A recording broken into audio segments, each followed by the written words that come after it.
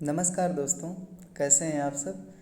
हम डिस्कस कर रहे हैं क्लास 12th की जो थर्ड बुक है, जो कि मॉडर्न इंडिया पे बेस्ड है, उसके चैप्टर 1 को। लास्ट वीडियो में हमने चैप्टर 1 के कुछ पार्ट को कवर किया था, जिसमें हमने ये समझा था कि किस तरह से जो बंगाल में एक तरह से कहें ज़मींदार होते थे, या जिनको राजा भी बोला जाता था कहीं कहीं।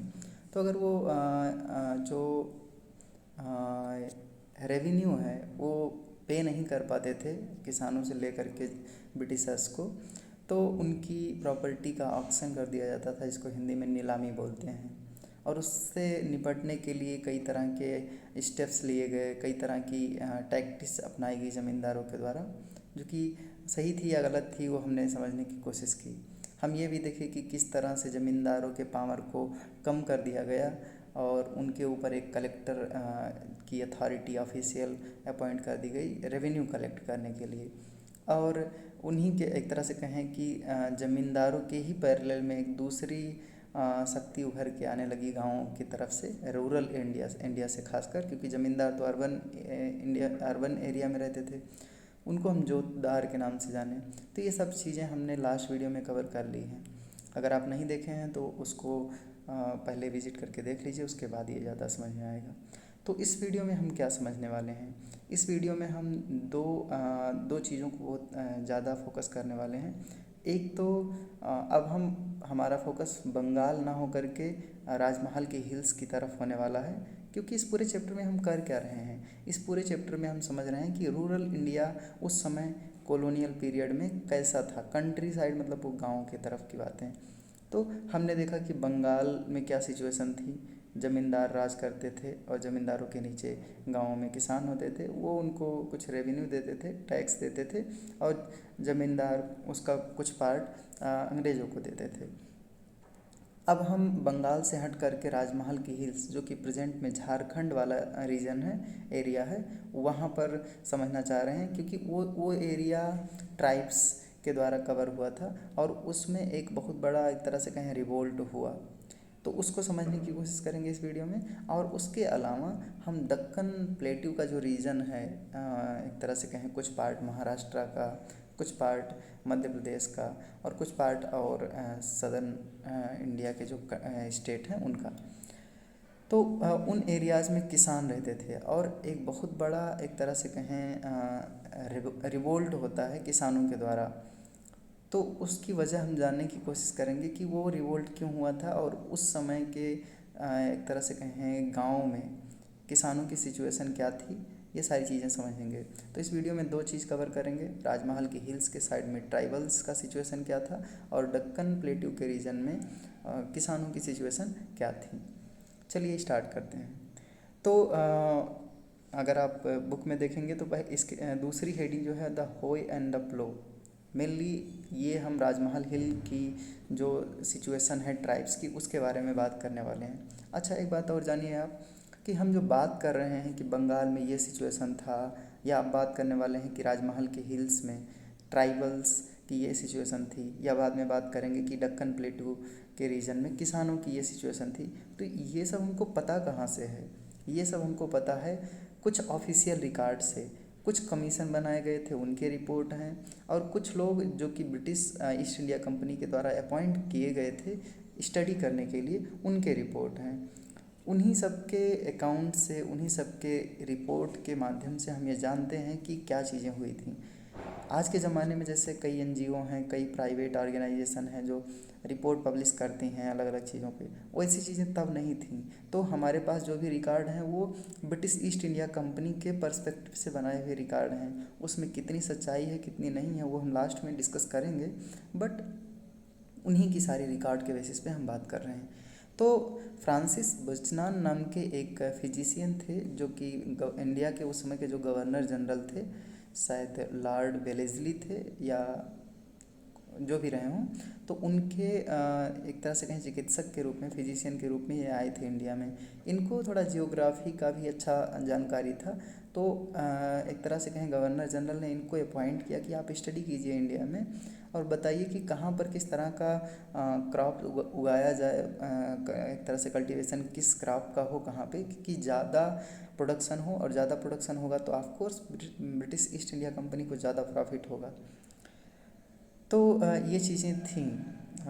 उनको अपॉइंट किया गया, उन्होंने कई जगहों पे स्टडी किया। ये राजमहल की हिल्स वाले रीजन में भी गए, वहाँ पर जो ट्राइब्स रहते थे, अभी हम बात करेंगे उनके बारे में।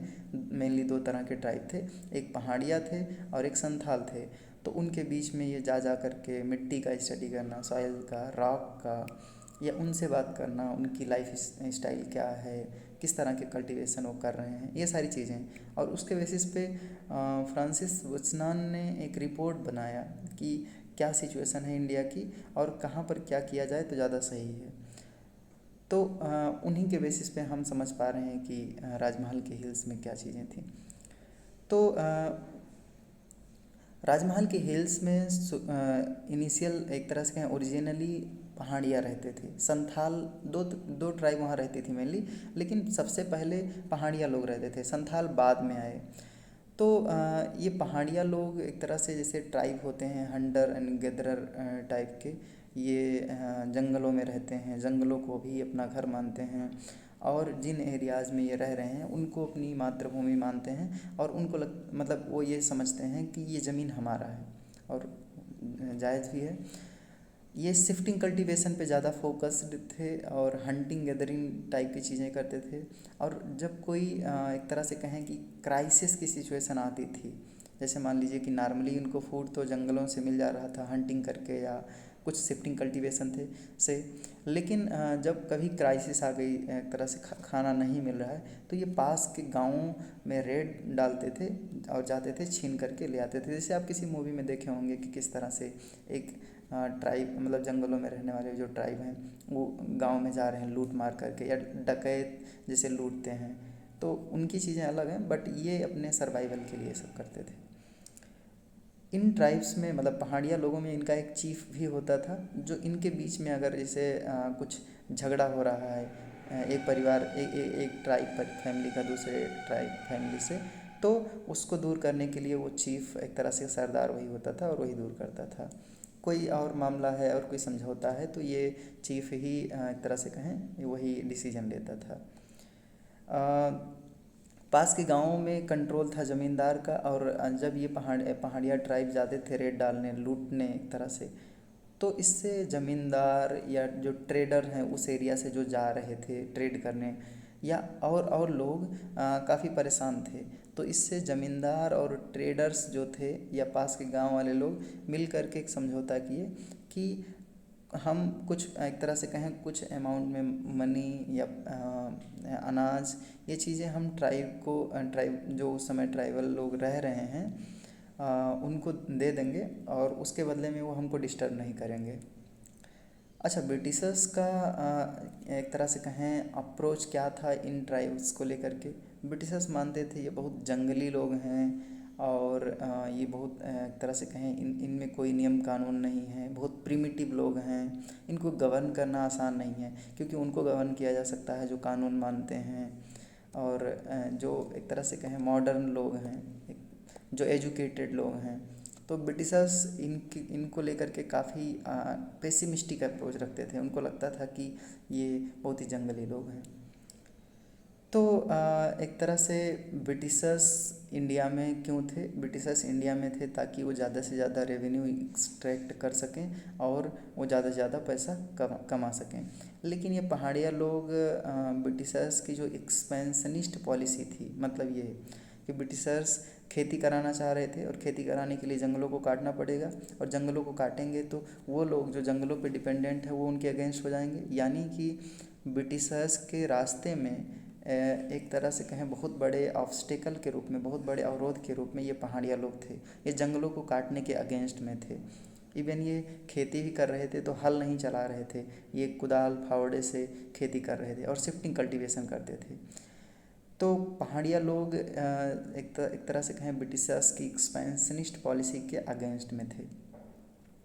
1770s में ब्रिटिशर्स काफ़ी परेशान हो गए इन पहाड़िया लोगों से, और उन्होंने एक्सटर्मिनेशन पॉलिसी स्टार्ट की कि जहाँ भी पहाड़िया लोग मिले उनको वहाँ पर मार के ख़त्म कर दिया जाए, ताकि हम अपना एक्सपेंशनिस्ट पॉलिसी जो है एक तरह से कहें एग्रीकल्चरल लैंड को बढ़ा सकें।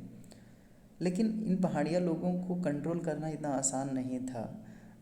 ये जंगलों में रहते थे और एक तरह से जंगलों में जाके छिप जाते थे जब ब्रिटिशर्स आते थे, और तो इससे परेशान हो गए काफ़ी ब्रिटिशर्स, और उसके बाद में उन्होंने पॉलिसी ऑफ पैसिफिकेशन लेके आया।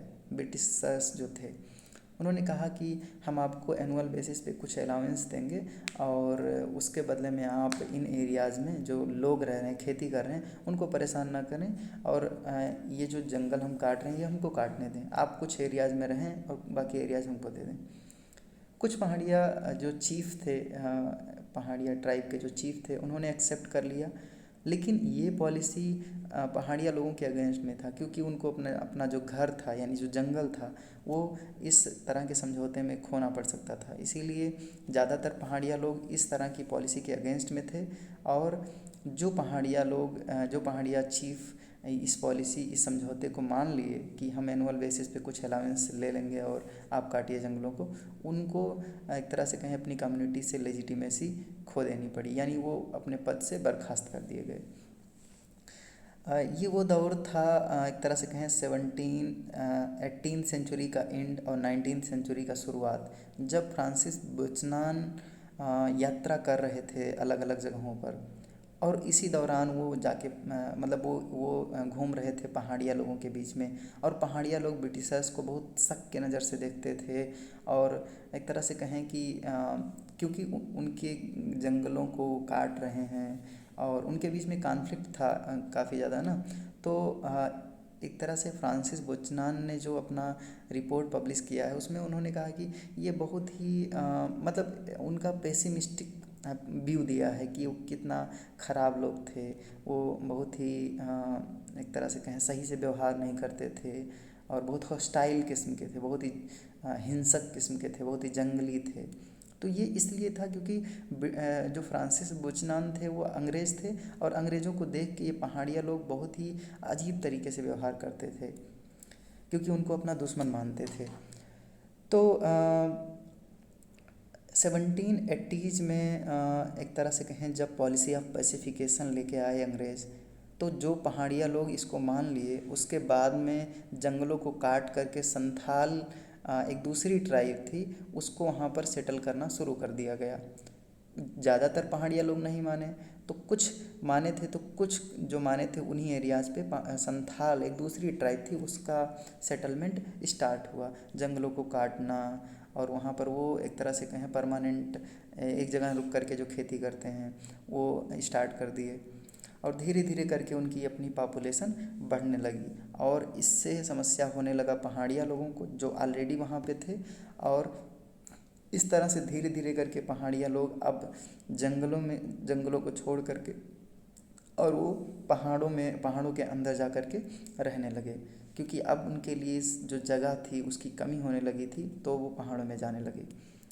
संथाल ट्राइब चूँकि खेती कर रहा था हल से, प्लो से, इसीलिए संथाल ट्राइब को यहाँ सिंबलाइज किया गया है प्लो से, और पहाड़िया ट्राइब जो थे वो खेती कर रहे थे होय से, यानी कि कुदाल या फावड़ा जैसी चीज़ों से। तो ये दोनों चीज़ें हेडिंग में इसीलिए दी गई हैं। ज़मींदार और ब्रिटिशर्स काफ़ी एक तरह से कहें जब पहाड़िया लोगों को समझा करके फेल हो गए, तो वो 1780s में संथाल को सेटल करना शुरू कर दिए, और संथाल बहुत आइडियल किस्म के थे, और उन्होंने मतलब एक तरह से पहाड़िया लोगों के जैसे नहीं थे कि जंगलों को अपना घर मान रहे हैं, और वो थोड़े एक तरह से कहें अलग किस्म के थे। तो जब संथाल सेटल हो रहे थे तो पहाड़ों के अंदर जाके एक तरह से अपने घर को बनाने लगे। इससे पहाड़िया लोगों को काफ़ी दिक्कतें फेस करनी पड़ी। 1832 के अराउंड में आते आते शुरू में जैसे जैसे उनको संथाल लोगों को ज़मीन मिली, तो अब वो कल्टीवेशन कर रहे हैं, उनको फसल अच्छी मिल रही है, उग रही है, तो उससे उनका पॉपुलेशन बढ़ने लगा। और जैसे जैसे उनका पॉपुलेशन बढ़ने लगा, उनका जो एरिया था कल्टीवेशन का वो भी ब्रिटिशर्स बढ़ाने लगे, क्योंकि उनको टैक्स मिल रहा था कल्टीवेशन की वजह से। 1832 में ब्रिटिशर्स ने एक बहुत बड़ा एरिया संथाल को दामिनी कोह के नाम से, सिर्फ वो संथाल के लिए था, उसको दे दिया गया कि ये एरिया सिर्फ संथाल के लिए है, इसमें बाहर के लोग खेती नहीं कर पाएंगे, और उस एरिया में जो भी प्रोडक्शन होगा उस पर जो टैक्स बनेगा वो ब्रिटिशर्स लेंगे। तो अब उस टेरिटरी का जो दामिनी कोह के नाम से था, जो संथाल को दिया गया था, उसको उसका सर्वे किया गया, उसको मापा गया, और उससे ब्रिटिशर्स ये अनुमान लगाए कि उसे कितना टैक्स मिल सकता है। तो जब उनको परमानेंट ज़मीन मिल गई तो इससे उनकी पॉपुलेशन और बढ़ने लगी। लेकिन हम देखते हैं कि एक तरह से कहें 1830s में उनको ज़मीन मिलती है, लेकिन 1855-56 के अराउंड आते आते ये संथाल लोग रिवोल्ट करते हैं ब्रिटिश ईस्ट इंडिया कंपनी के अगेंस्ट में। तो आखिर क्या वजह था कि वो संथाल जो 1780s में इन पहाड़िया हिल्स के अराउंड में आके सेटल कराए जाते हैं, और 1830 आते आते एक तरह से कहें कि उनकी अपनी परमानेंट ज़मीन हो जाती है ब्रिटिश गवर्नमेंट के द्वारा, ब्रिटिश ईस्ट इंडिया कंपनी के द्वारा जो दे दी जाती है। और फिर अचानक से 1850s में वो रिवोल्ट कर देते हैं। क्या वजह था इसका, तो इसको समझने की कोशिश करते हैं। संथाल जब अपनी सेटल्ड लाइफ जी रहे थे 1830s में, जब उनको ज़मीन दे दिया गया था, तो वो एक तरह से कैश क्रॉपिंग ज़्यादा कर रहे थे, तो वो ट्रेडर्स और मनी लेंडर्स से ठीक ठाक रकम पा जा रहे थे। लेकिन जब वो उनका कल्टीवेशन सही होने लगा तो ब्रिटिश ईस्ट इंडिया कंपनी के द्वारा उन पर हैवी टैक्सेशन लगा दिया गया। एक तरह से कहें वो टैक्स मनी लेंडर वसूलते थे, लेकिन वो बहुत हैवी टैक्सेशन था। ये संथाल लोग मनी लेंडर को दीकू बोलते थे। अभी ये जो छोटे छोटे टर्म हैं उनको लास्ट में हम समझेंगे, बट ये समझ लीजिए। और अगर कोई संथाल ट्राइब अपना एक तरह से कहें रेवेन्यू या टैक्स नहीं पे कर पा रहा है, तो उसकी ज़मीन को, उसके घर को, उसकी प्रॉपर्टी को ये हड़प लेते थे। ये वही तरह की चीज़ है जिस तरह से हमने पहले वीडियो में देखा कि किस तरह से बंगाल में ब्रिटिश ईस्ट इंडिया कंपनी के द्वारा मनी लेंडर्स की प्रॉपर्टी का ऑक्शन किया जा रहा है। तो इससे कई तरह की प्रॉब्लम हुई। कई बार ये संथाल लोग टैक्स नहीं पे कर पा रहे थे, क्योंकि मान लीजिए बारिश नहीं हुआ या फिर और कुछ क्राइसिस आ गया, फेमाइन आ गया, तो प्रॉब्लम होती थी, वो पे नहीं कर पाते थे। तो इससे उनके मन में जो एक तरह से कहें कि एक रिवोल्ट की भावना इमर्ज कर गई।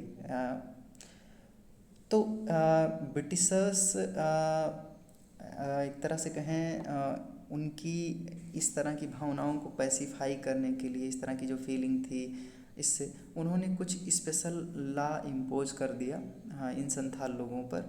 और इससे वो चीज़ें, वो स्पेशल लॉ क्या था, संथाल परगना जनरेट किया गया, और जो आज का भागलपुर और बीरभूम डिस्ट्रिक्ट है वो संथाल परगना के नाम से 5500 स्क्वायर मील्स का ये एरिया था।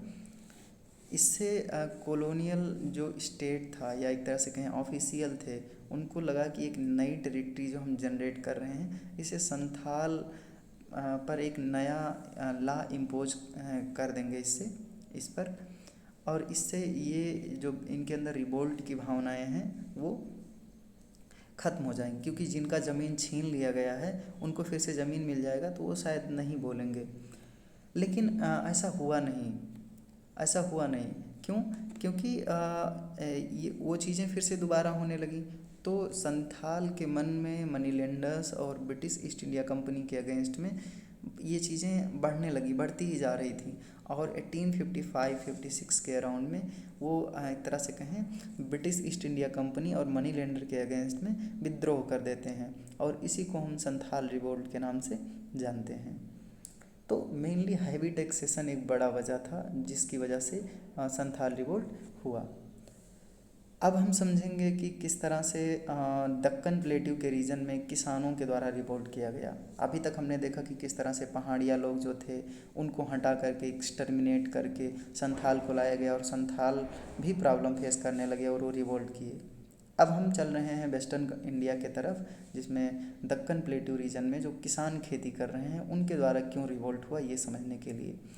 इस एरिया में जो भी जानकारी हमारे पास है वो फ्रांसिस बचनान के वजह से नहीं है, बल्कि एक दक्कन कमीशन सेटअप किया गया था।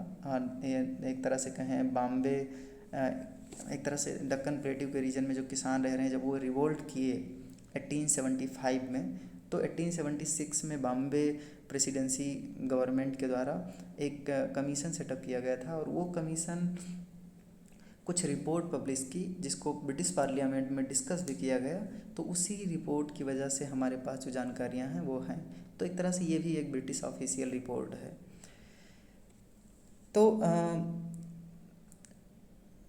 ब्रिटिश एक तरह से कहें दक्कन रीजन में एक रिवोल्ट नहीं हुआ। सबसे बड़ा रिवोल्ट जो स्टार्ट हुआ वो 1875 में हुआ दक्कन रीजन में। लेकिन इसके बाद में भी एक सीरीज ऑफ रिवोल्ट हुआ, एक के बाद दूसरा, एक के बाद दूसरा। 1895 में जो आज का पूना है वहाँ पर एक विलेज है सूपा विलेज, उस विलेज में भी एक बहुत बड़ा रिवोल्ट हुआ। वो रिवोल्ट क्या था एक्चुअली, जो किसान थे उन उन उन वो एक तरह से हैवी टैक्सेशन से काफ़ी परेशान थे। और इसका हम पूरी बात अभी आगे पढ़ेंगे। लेकिन जब वो परेशान थे तो वो जो जिनसे वो मनी यानी लोन लेते थे और जो टैक्स की मनी थी, जैसे मान लीजिए दो लोग होते हैं, एक वो है मनी लेंडर जो पहले हम देख रहे थे, और एक है एक तरह से कहें जो जिसकी ज़मीन पे खेती कर रहे हैं लोग। तो मनी लेंडर जो होता था जो पैसे देता था, लोन देता था, साहूकार जिनको कह सकते हैं। तो साहूकार, ये लोग पढ़े लिखे होते नहीं थे, तो साहूकार इनको जो पैसे देता था उस पे ये जब चाहता था तब अंगूठा लगवा लेता था और अपने मन मर्जी से वो अपने हिसाब से चीज़ों को अरेंज कर रहा था। तो उनको, इन किसानों को लगा कि ये इस साहूकार से निपटने का एक ही तरीका है, इसकी जा कर के सारी जो डाटाबेस है उसी को जला दिया जाए, उसी को ख़त्म कर दिया जाए, अकाउंट बुक। क्योंकि जब अकाउंट बुक ही नहीं रहेगा तो पता कैसे चलेगा कि कितने लोगों के पास, मतलब कितने लोग कितना रुपया बाकी हैं। तो एक झुंड में किसान सूबा विलेज में पूना में 1895 में गए और उन्होंने जो साहूकार थे वो साहूकार को एक तरह से कहें उसको बाई फोर्स उससे डिमांड किए कि अपना खाता बुक दो, और उसकी जो प्रॉपर्टी थी वो सब ले करके और वो फरार हो गए। खाता बुक को उन्होंने जला दिया और इवन गाँव को भी, साहूकार के गाँव को भी वो जला दिए। तो बाद में ये रिवोल्ट और भी एक तरह से कहें उधर गुजरात साइड में फैलता चला गया और एक तरह से कहें जो पीजेंट का, किसानों का जो साहूकार पे ये अटैक था वो एक बहुत ही बड़ा इशू बन गया। तो ब्रिटिश हालांकि बाद में, इसके बाद में ब्रिटिश ऑफिशियल अलग अलग जो जहाँ साहूकार रह रहे थे उन गाँवों में एक पुलिस पोस्ट भी बनाया ताकि साहूकार पर इस तरह का कोई अटैक बाद में किसान ना कर सकें, क्योंकि साहूकार ब्रिटिशर्स के लिए एक तरह से कहें रेवेन्यू के एक अच्छे सोर्स होते थे, तो उनकी सिक्योरिटी करना ज़रूरी है। तो ये चीज़ें थी। हम ये समझने की कोशिश करते हैं कि ये रिवोल्ट हुआ क्यों, इसके बैकग्राउंड की चीज़ें थोड़ा जानने की कोशिश करते हैं। देखो 1793 में लॉर्ड कॉर्नवालिस के द्वारा परमानेंट सेटलमेंट की पॉलिसी लाई गई। परमानेंट सेटलमेंट की पॉलिसी ये थी कि ब्रिटिश ईस्ट इंडिया कंपनी की जो गवर्नमेंट है उसके नीचे एक तरह से कहें मनी लेंडर होगा, वो ज़मींदार होगा, और ज़मींदार के नीचे कुछ किसान होंगे। तो British East India company already कुछ अमाउंट फिक्स कर देगी कि जैसे मान लीजिए 1 लाख 2 लाख जितने रुपए हैं और साल भर के लिए, और उतना अमाउंट ज़मींदार को पे करना होगा।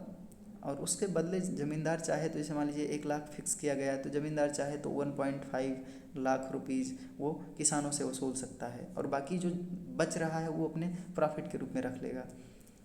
तो ज़मींदार लोग काफ़ी ज़्यादा रुपया वसूलने लगे कि तो परमानेंट पॉलिसी जो थी उससे हाई रेवेन्यू डिमांड ज़मींदारों के द्वारा होने लगा, और ये चीज़ चलता गया 1820 तक। इससे हुआ क्या कि जो ब्रिटिश ईस्ट इंडिया कंपनी थी उन्होंने परमानेंटली फिक्स कर दिया था अपना रेवेन्यू, लेकिन ज़मींदार का कोई परमानेंट रेवेन्यू नहीं होता था। ज़मींदार जितना चाहता था उतना किसानों से वसूलता था, तो इससे ज़मींदार काफ़ी ज़्यादा अमीर होते गए, जो कि हम पहले भी वीडियो में देखे हैं। वो जानबूझ करके पे नहीं करते थे एक तरह से रेवेन्यू का अमाउंट, और कई बार वो और गलत तरीके से ऑक्शन की प्रक्रिया में प्रोसेस में टैक्टिक्स कई तरह की अपनाते थे। उसको आप देख सकते हैं पहले वीडियो में जाके इस चैप्टर के। 1820 आते आते ब्रिटिश ऑफिशियल को ये लगने लगा कि परमानेंट सेटलमेंट ठीक नहीं है, क्योंकि किसानों को हाई अमाउंट में रेवेन्यू टैक्स पे करना पड़ रहा है ज़मींदार को, और ज़मींदार उसका कुछ अमाउंट ब्रिटिश गवर्नमेंट को दे रहा है, और ज़्यादातर चीज़ खुद ही रख ले रहा है, ज़्यादातर प्रॉपर्टी।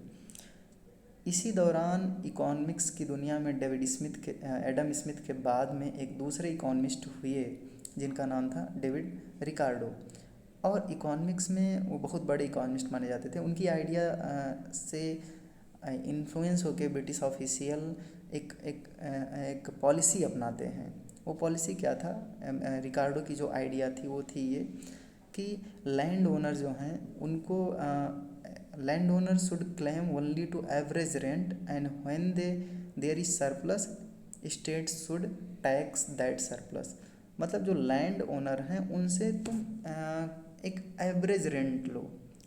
अभी तक ब्रिटिश ईस्ट इंडिया कंपनी कर क्या रही थी कि कल्टीवेशन और एक तरह से कहें जितना भी खेती का रेवेन्यू होता था, टैक्स होता था, वो सीधे वो एक साथ लेते थे, और इससे और वो टैक्स की मनी हाई होती थी, तो किसानों के पास कोई मोटिवेशन नहीं था। जैसे मान लीजिए आप प्रोडक्शन कर रहे हैं 5000 रुपीज़ का खेती में, आपको 3000 रुपये हर साल रेवेन्यू में देना पड़ रहा है, तो आपके पास कोई मोटिवेशन नहीं होगा कि आप ज़्यादा क्यों उगाएं, क्योंकि जैसे आप 6000 का प्रोडक्शन करने लगेंगे वैसे वो रेवेन्यू बढ़ा करके 4000 कर देंगे, तो किसानों को इतना मोटिवेशन नहीं रहता था। लेकिन अब रिकार्डो की आइडिया में ये था कि जो किसान हैं, जो लैंड ओनर हैं, उनसे आप एवरेज रेंट लीजिए, एवरेज टैक्स लीजिए, नॉर्मल टैक्स करिए एक तरह से कहें लैंड पे, और उनकी कल्टीवेशन पे टैक्स करिए। जैसे मान लीजिए आप बोल दिए कि ज़मीन का इतना रुपया हुआ, अब आप जितना ज़्यादा प्रोडक्शन करेंगे उसी हिसाब से हम टैक्स लेंगे, और इसके लिए उन्होंने नियम कानून बना दिया। तो अब मनचाहा टैक्सेशन नहीं था जो ज़मींदार पहले करते थे, और उनका मानना था डेविड रिकार्डो का कि इस तरह करने से जो किसान हैं, जो अभी खेत की फर्टिलिटी को मेंटेन करने के लिए कुछ नहीं कर रहे हैं, वो हर साल जा रहे हैं और खेत में कुछ उर्वरक, कुछ फर्टिलाइज़र डाल रहे हैं, और इससे जो थोड़ा बड़ा प्रोडक्शन हो रहा है उसी से गुजर बसर कर रहे हैं। ये नहीं करेंगे अगर हम ये एक तरह से कहें हमारी जो आइडिया है इसको अपनाया गया, तो अगर उनसे कुछ एवरेज रेंट लिया जाए ज़मीन को ओन करने के बदले, और बाकी रेंट उनके प्रोडक्शन पे के बेसिस पे लिया जाए, तो वो अपने ज़मीन पर ज़्यादा से ज़्यादा प्रोडक्शन के लिए कोशिश करेंगे, और इससे ज़्यादा प्रोडक्शन होगा तो ब्रिटिश गवर्नमेंट को या ब्रिटिश ईस्ट इंडिया कंपनी को ज़्यादा प्रॉफिट मिलेगा। कंपनी ने परमानेंट सेटलमेंट को हटा करके डेविड रिकार्डो की इस आइडिया को माना, जिसको रैयतवारी सिस्टम कहा गया। अब ज़मींदार टैक्स नहीं वसूलता था, बल्कि एक ब्रिटिश ऑफिशियल था जिसको कलेक्टर के नाम से जाना जाने लगा। वो इस रैयतवारी सिस्टम में सीधे रैयत मतलब किसान, सीधे रैयत से टैक्स वसूलने का काम करने लगा, जिसको हम पहले वीडियो में डिस्कस किए हैं। रैयतवारी सिस्टम इस बॉम्बे दक्कन जो रीजन है यहाँ पर स्टार्ट हुआ, जिसकी हम कहानी अभी देख रहे हैं, जहाँ रिवोल्ट हुआ है। इस सिस्टम में रेवेन्यू डायरेक्टली रैयत से लिया जाता था जो कल्टीवेट कर रहा है ज़मीन पर, और ये एक नियम कानून के हिसाब से होता था। ऐसा नहीं कि मन चाहा जितना चाहा उतना ज़मींदार के जैसे उतना बढ़ाते गए। तो एवरेज इनकम जो सॉइल से निकल के आ रही थी, वो रेवेन्यू पेइंग कैपेसिटी जो थी रैयत की, उसको एसेस करके लगाया जाता था। जैसे कि जो रैयत थे वो कितना रेवेन्यू पे कर सकते हैं, और इस बात को भी ध्यान रखा जाता था कि वो सिर्फ जीने खाने की चीज़ें ना रहे उनके पास, कुछ अमाउंट में अगर उनके पास पैसे बचेंगे तो वो ज़मीन के फर्टिलिटी को मेंटेन करने के लिए भी उसको यूज करेंगे। तो इस तरह से जो उस समय का स्टेट था ब्रिटिश ईस्ट इंडिया कंपनी, वो रेवेन्यू फिक्स इसी तरह से किया। इस सिस्टम में एक प्रोविज़न था कि जो एक तरह से कहें सर्वे था लैंड का, वो 30 ईयर्स के बाद में होगा। एक तरह से कहें कि 30 ईयर्स के एक रेंज पे होगा, और उस सर्वे के बाद में रेवेन्यू को फिर से असेस किया जाएगा और चीज़ें होंगी। लेकिन टेम्परेरी सेटलमेंट जो था, रैयतवारी सिस्टम जो था, जो लेके आया गया 1820s में, जो कि परमानेंट सेटलमेंट को हटा करके लाया गया, उससे भी चीज़ें बहुत ज़्यादा बदली नहीं, क्योंकि कई तरह की और इशूज़ आ गई। 1832 to 34 में एक बहुत बड़ा अकाल पड़ा, फेमाइन आया। इससे एग्रीकल्चरल प्रोडक्ट के दाम घट गए, और एक तरह से कहें कि किसानों का जो इनकम है वो भी घट गया। किसानों को एक तरह से कहें सरवाइव करने के लिए फिर से मनी लेंडर से मनी लोन में लेना पड़ा, और मनी लेंडर हाई डेप्ट, एक तरह से कहें हाई इंटरेस्ट रेट चार्ज करता था। तो इससे किसानों को सरवाइव करना मुश्किल होता गया। जो ये सिचुएशन जो 1830s और 1840s के मिड तक ये चलता रहा। 1840s में ब्रिटिश ऑफिशियल ने ये समझा कि जो 1820s में पॉलिसीज़ अडॉप्ट की गई थी वो ज़्यादा सही नहीं थी। मतलब ये कि वो अडॉप्ट करने का इंटेंशन तो सही था कि इस तरह से एग्रीकल्चरल प्रोडक्शन बढ़ सकता है, लेकिन ये जो कई तरह की फेमाइन और कई तरह की चीज़ें, कई तरह की प्रॉब्लम्स आईं, इसकी वजह से इन कंडीशन में वो पॉलिसीज़ फेवरेबल नहीं हैं। तो उन्होंने कुछ एक तरह से कहें उस पॉलिसी को थोड़ा सॉफ्ट बना दिया। शायद वो रेवेन्यू कम कर दिए हों जो टैक्स वसूलते हैं, या और कुछ पॉलिसी अडॉप्ट किए होंगे। इसकी वजह से हुआ क्या कि जो एग्रीकल्चरल जो किसान थे उनकी सिचुएशन थोड़ा सुधरी, और 1845 या उसके बाद में एग्रीकल्चरल प्राइसेस थोड़े रिकवर हुए और उनकी इनकम सुधरने लगी। But for the purpose of expansion they needed money. तो अब देखो, एग्रीकल्चरल प्राइसेस सुधर रही हैं, चीज़ें सुधर रही हैं, लेकिन वो किसान जो ऑलरेडी कर्जे में था उसको फिर से खेती करने के लिए अगर शुरू करना है, मान लीजिए फिर से खेती करना है 1845 के बाद में भी, तो उसको बीज चाहिए या और कई तरह की चीज़ें चाहिए, फर्टिलाइज़र चाहिए और जो चाहिए, तो उसके लिए उसके पास पैसे नहीं थे। और वो पैसा अब कहाँ मिलेगा? फिर से वो मनी लेंडर के पास गया।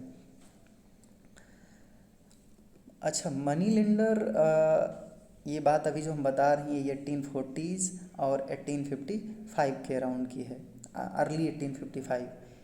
मनी लेंडर हैवी चार्ज करता था, तो वो इस एक साइकिल में फंस गए कि जैसे मान लीजिए एक साल वो कर्जा लिए थे, लोन लिए थे, और उसको पे करने के लिए अगले साल फिर से लोन लिए, फिर उसको पे करने के लिए अगले साल फिर से, तो ये एक साइकिल, डेप्ट साइकिल में वो फंस गए किसान जो रैयत थे दक्कन रीजन के। अब बार बार अगर कोई इसी साइकिल में फंसा है तो वो उससे निकलने की कोशिश करेगा। निकलने की कोशिश जो थी खेती के तरफ से वो बहुत ज़्यादा सक्सेसफुल हो नहीं पा रही थी, क्योंकि कई तरह की नेचुरल डिजास्टर, एक तरह से कहें फेमाइन या और जो वजहें थीं। तो किसान मिलजुल करके इस बात को ध्यान दिए कि अब हम आराम से यहाँ से निकल नहीं सकते हैं। इसी बीच एक और घटना घटती है 1860s में। अभी किसान प्रॉब्लम में ही हैं, इसी बीच एक और इशू आता है 1860s में कि अमेरिका जो इंग्लैंड को काटन सप्लाई कर रहा था, अमेरिका में सिविल वार स्टार्ट हो जाता है 1861 में। अब सिविल वार स्टार्ट होगा तो काटन का प्रोडक्शन डाउन हो जाएगा। जब प्रोडक्शन डाउन होगा तो वो इंग्लैंड को सप्लाई कर नहीं पाएगा, और इंग्लैंड में रिक्वायरमेंट है तो इंग्लैंड कहीं और सप्लाई के लिए ज़रूरत महसूस करेगा। दक्कन रीजन में काटन का प्रोडक्शन अच्छा हो सकता था, ऐसा गवर्नमेंट ऑफिशियल जैसे कि फ्रांसिस बुचनान या और लोग जो स्टडी किए थे यहाँ की मिट्टी को, यहाँ की रॉक्स को, उनका मानना था। तो ब्रिटिश ऑफिशियल को लगा कि इस रीजन में अगर हम काटन का प्रोडक्शन कराएं तो इनकी यहाँ के लोगों का जो इनकम है वो भी सुधर सकता है और हमको हमारी रिक्वायरमेंट भी पूरी हो जाएगी।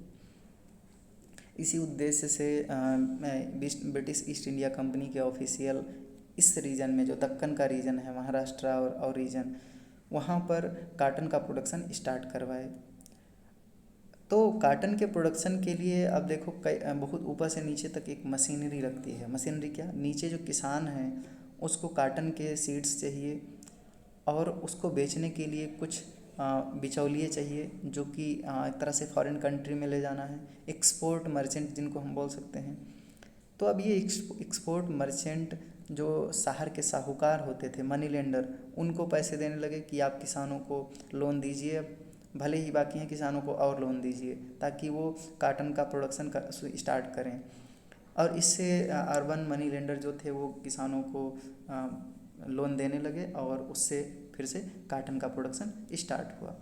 वो प्रोडक्शन एक तरह से कहें by 1862 90% of the cotton import into Britain were coming from India. इतना डिपेंडेंट हो गया ब्रिटेन इंडिया पर काटन के लिए कि 90% जितना उसकी रिक्वायरमेंट थी उसका 90% इंडिया से जाने लगा। अब सोचिए जब इतने बड़े स्तर पे इंडिया में काटन का प्रोडक्शन हो रहा है और इंडियन फार्मर्स और जो एक्सपोर्ट मर्चेंट हैं ये कुछ ज़्यादा ही मोटिवेटेड हो गए।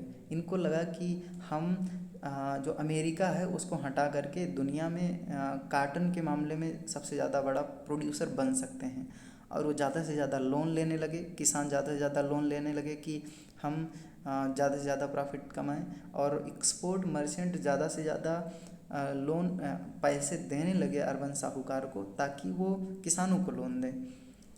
तो ये चीज़ें चलती रहीं, लेकिन 1865 के अराउंड लगभग 2-3 साल बाद ये प्रोसेस होता है ये कि सिविल वार जो अमेरिका में चल रहा था वो बंद हो जाता है, वो ख़त्म हो जाता है और इससे फिर से काटन का प्रोडक्शन अमेरिका में स्टार्ट हो जाता है और अमेरिका से काटन इंग्लैंड जाने लगता है। अमेरिका का एक तरह से कहें जब प्रोड्यूस किया हुआ काटन इंग्लैंड जाने लगता है तो इंग्लैंड जो काटन इंडिया से ले रहा था वो डाउन होने लगता है, श्योर सी बात है डाउन होगा। और अचानक से एक तरह से कहें काटन का रिक्वायरमेंट या काटन का सप्लाई इंडिया से बंद कर दिया जाता है या बहुत कम कर दिया जाता है। और इससे यहाँ के जो किसान थे जिन्होंने बहुत ज़्यादा कर्जा ले रखा था मनी लेंडर से, और अर्बन मर्चेंट जो थे, अर्बन जो एक्सपोर्ट मर्चेंट थे जिन्होंने जो काटन को इंग्लैंड भेजते थे, वो अपनी मनी को अर्बन साहूकार से मांगने लगे, अर्बन साहूकार किसानों से अपनी मनी मांगने लगे। तो इससे किसानों को एक दूसरे समस्या में ये चीज़ ला के डाल दिया। अभी तक 1850s में किसान सिर्फ मनी लेंडर के कुछ अमाउंट में एक तरह से कहें परेशान थे, लेकिन अब कई गुना ज़्यादा लोन वो ले रखे थे क्योंकि उनको यकीन था कि काटन का प्रोडक्शन होगा, उसको बेचेंगे और हम उससे इसको पे कर देंगे, लेकिन ऐसा हुआ नहीं। At the same time, revenue demand was also increased from 50 to 100%, और ब्रिटिश ईस्ट इंडिया कंपनी ने टैक्स को भी कई गुना बढ़ा दिया, लगभग 50% से 100% तक कर दिया, मतलब अचानक से दोगुना कर दिया। तो इससे कई तरह की प्रॉब्लम होने लगी। अब ऐसे सिचुएशन में जो रैयत है, जो किसान है, वो सरकार के टैक्स को कैसे पे कर पाए जब प्राइसेस फॉल कर रही हैं। प्राइसेस क्यों फॉल कर रही हैं?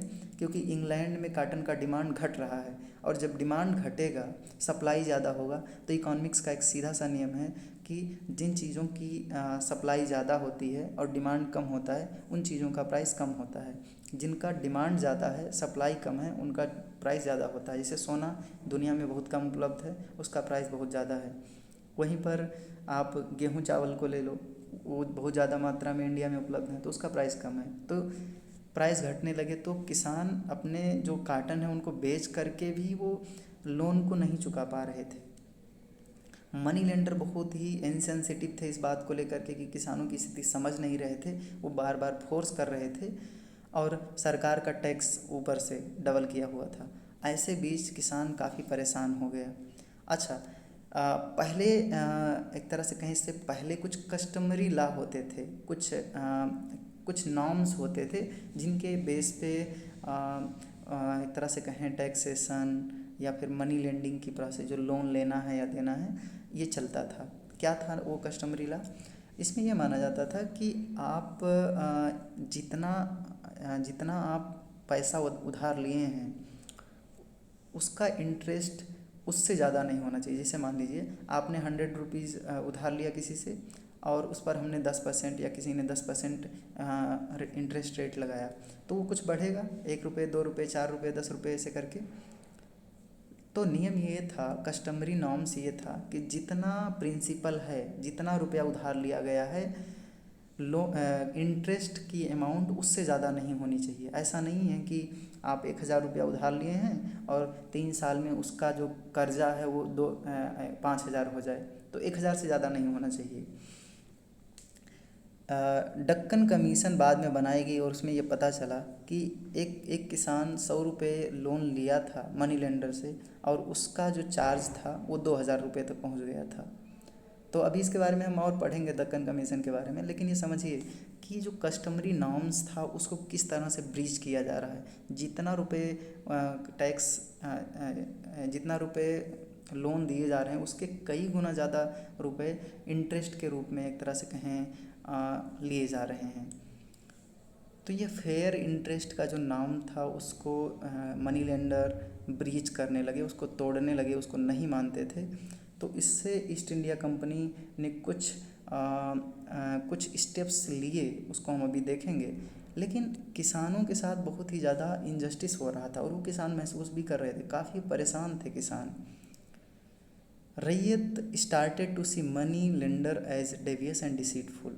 जो रैयत थे उनको लगा कि किसान जो मनी लेंडर है उनके साथ धोखा कर रहे हैं, और वो मनी लेंडर का जो कंप्लेन था वो करने लगे। कंप्लेन क्या था?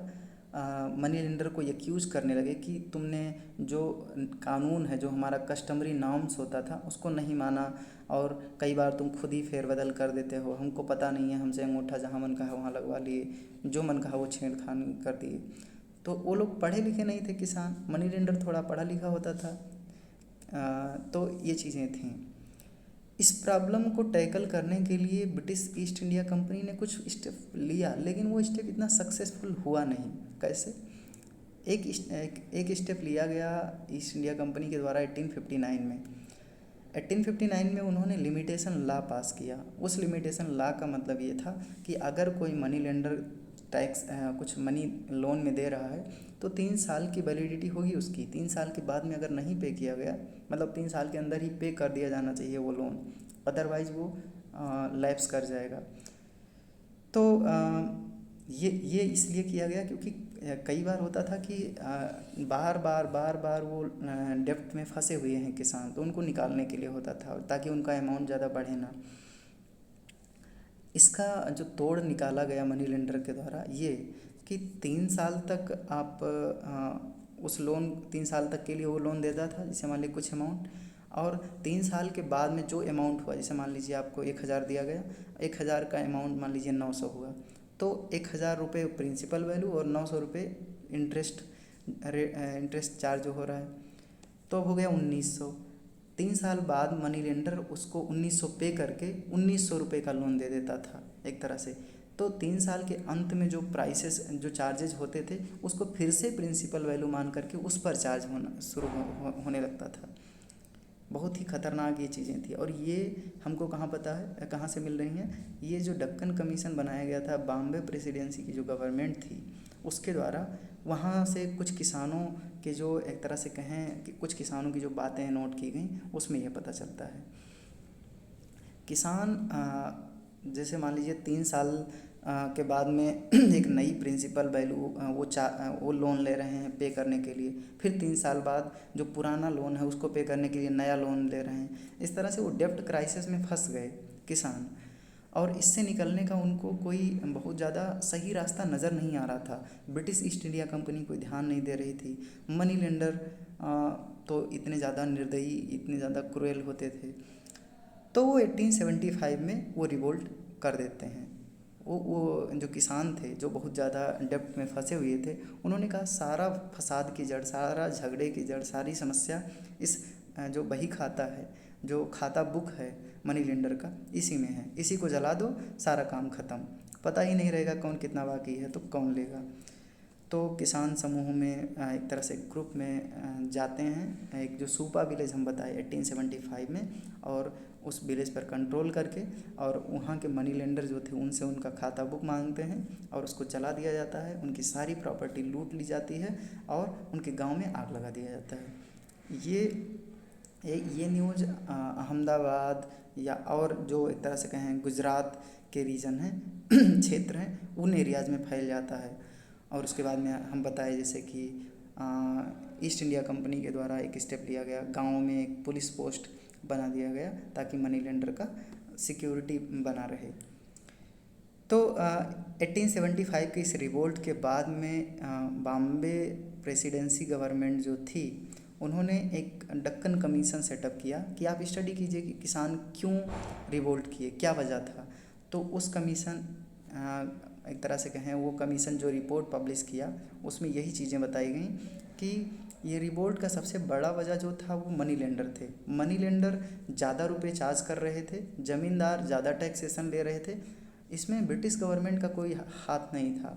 ये ज़रूरत से ज़्यादा टैक्सेशन, ज़रूरत से ज़्यादा लोन इंटरेस्ट रेट अप्लाई कर रहे थे और इससे किसानों की सिचुएशन बहुत ख़राब थी और इसीलिए किसान ब्रिटिश ईस्ट इंडिया कंपनी के अगेंस्ट में ना रिवोल्ट करके मनी लेंडर और ज़मींदार के अगेंस्ट में रिवोल्ट किए।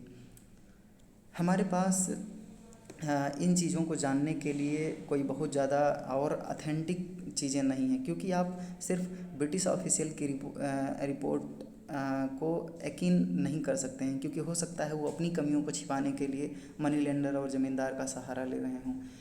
तो अगर और रिपोर्ट होता जो कि गांव के या इंडिया के लोगों के द्वारा लिखा गया होता तो ज़्यादा ऑथेंटिक माना जाता, लेकिन हमारे पास रिकॉर्ड और रिपोर्ट की अवेलेबिलिटी नहीं है, इसीलिए हम इसको बहुत रिलायबल ना मानते हुए भी इसको इस तरह से समझ सकते हैं।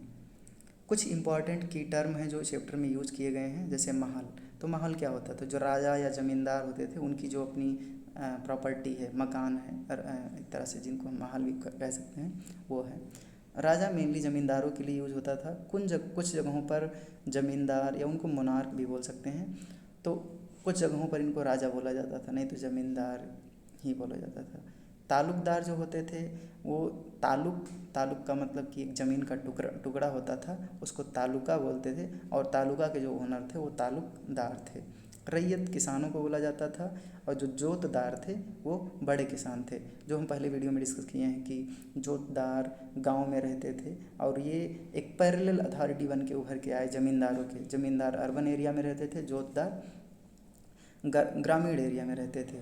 तो गांव में अगर कोई बड़ा एक तरह से कहें अमीर व्यक्ति रहता था तो वो जोतदार था, वो गांव के लोगों को एक तरह से कहें लोन देना या उन पर ज़्यादा उसका कंट्रोल था, और ज़मींदार शहरी क्षेत्रों में अर्बन एरियाज़ में रहता था। Zamindar, the chain between farmer and company is was during permanent settlement was zamindar. Permanent settlement के टाइम पे ब्रिटिश ईस्ट इंडिया कंपनी जो टैक्स वसूलती थी वो ज़मींदारों की वजह से वसूलती थी। बाद में हम देखें कि किस तरह से ज़मींदारों की अथॉरिटी, ज़मींदारों का पावर कम कर दिया गया, कलेक्टर बनाया गया, और उसी के पैरेलल में एक जोतदार नाम की चीज़ भी उभर के आई। ठीक है, ज़मींदार भी बड़े लग्जरियस लाइफ जीते थे क्योंकि वो हैवी टैक्सेशन वसूलते थे और ये शहरों में रहते थे। अमला ये ज़मींदार का एक ऑफिशियल होता था जो रिकॉर्ड को मेंटेन करता था और रेवेन्यू को गाँव से कलेक्ट करता था। बेनामी का मतलब एक तरह से कहें एनोनिमस, एक तरह से बिना नाम का। तो ये टर्म डिनोट करता है कि जो ट्रांजेक्शन है where in real person was hidden behind insignificant name or person, मतलब बिना किसी नाम के। जैसे मान लीजिए कि कोई संपत्ति है जो किसी के नाम पे नहीं है तो उसको हम बेनामी संपत्ति कहेंगे, प्रॉपर्टी। लठैत ये कुछ इसी तरह के हैं जो हैदराबाद के निज़ाम के पास राजकार होते थे, अपनी एक तरह से कहें फोर्स, वो उसी तरह से। तो ये ज़मींदारों के पास होते थे या मसलमैन होते थे, कहीं लड़ाई झगड़ा करना है तो इनको लेके जाके वो करते थे। साहूकार ये मनी लेंडर होते थे जो लोन देते थे। दीवानी ये एक तरह से कहें बक्सर और प्लासी के वार के बाद में, लड़ाई के बाद में रेवेन्यू कलेक्शन का एक राइट मिल गया था ईस्ट इंडिया कंपनी को, वो था। परमानेंट सेटलमेंट आप जानते हैं लॉर्ड कॉर्नवालिस के द्वारा 1793 में बंगाल में स्टार्ट किया गया था, जिसमें टैक्स को एक तरह से कहें परमानेंटली फिक्स कर दिया जाता था और उसे वो वसूलते थे। रैयतवारी सिस्टम में टैक्सेशन सीधे किसानों से लिया जाता था। इसके बाद में सबसे लास्ट में कुछ टाइमलाइन है, आप देख सकते हैं। 1757 में बक्सर बैटल ऑफ प्लासी होता है, 1764 में बैटल ऑफ बक्सर होता है और उसके बाद में कंपनी को दीवानी राइट मिल जाती है। 1773 में रेगुलेटिंग एक्ट पास किया जाता है ब्रिटिश पार्लियामेंट में, और 1800 में संथाल यानी 1780s में वो इस्टेब्लिश होने लगते हैं राजमहल की हिल के रीजन में, और 1800 में उनको ज़मीन भी मिल जाता है। 1818 में पहली बार रेवेन्यू सेटलमेंट जो था वो बॉम्बे प्रेसिडेंसी में पूरी तरह से किया गया। 1820s में जो प्राइसेस थी एग्रीकल्चरल लैंड की वो डिक्लाइन करने लगती हैं 1828-29 में। 1832-34 में आप देखें कि फेमाइन भी आया।